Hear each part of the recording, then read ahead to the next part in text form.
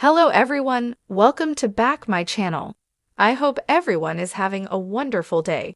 Before starting the video, please go ahead and hit the subscribe button. All products and services featured are independently chosen by editors.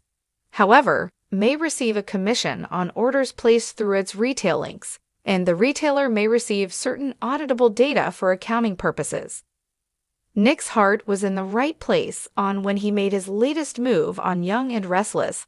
However, he's inadvertently laid the groundwork for what will be the most epic of meltdowns. One that could affect half of Genoa City. With growing concern for Sharon's mental stability, Nick told Faith and Mariah that he would spend some more time with his ex one-on-one so as to get a read on how she was doing. Frankly, though it was well-meaning, it felt like a bad idea from the moment he uttered the words. Despite Sharon's insistence that she is just fine, Faith's tale about her going out for a mysterious drive late at night set her loved ones on edge.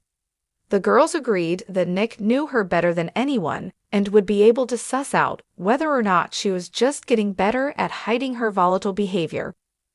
Grabbing the horse by the proverbial reins, Nick wasted no time asking his ex-wife out to dinner.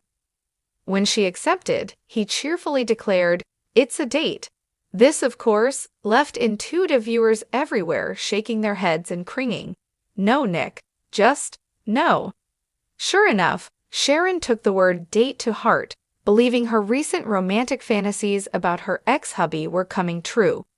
Sharon got dressed to the nines, even pulling out and putting on the earrings Nick had given her back in the day, and explaining to Faith how meaningful the jewelry was to her.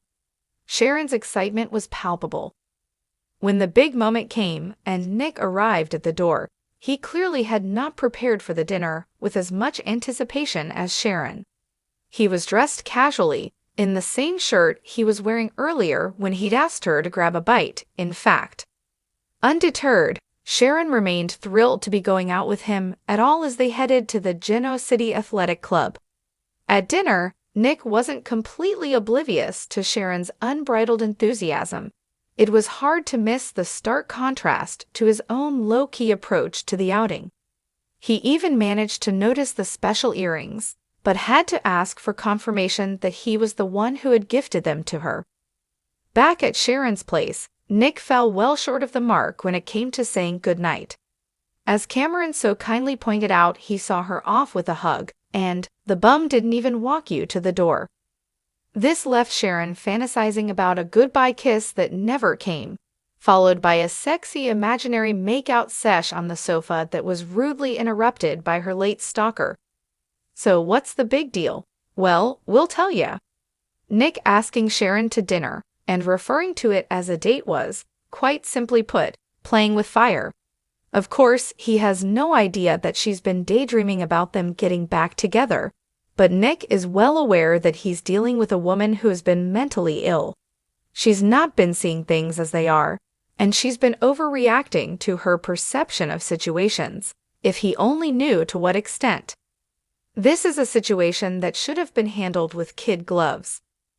Mark our words, this will backfire on Nick spectacularly. After Daniel is arrested and Phyllis loses her mind, Nick will be running to Red's rescue, leaving the fair Sharon fuming. Once Sharon realizes, and she will because, soaps, that Nick only asked her to dinner to gauge her mental state, and not because he was interested in rekindling their relationship, she's going to go the rest of the way off the rails. Considering the damage he's already done, this is a prospect that's pretty damn scary. Not only has Nick inadvertently created a situation that could set off Sharon all over again, but he could be putting a deadly target on his other ex-wife's back as the Phyllis versus Sharon feud erupts anew.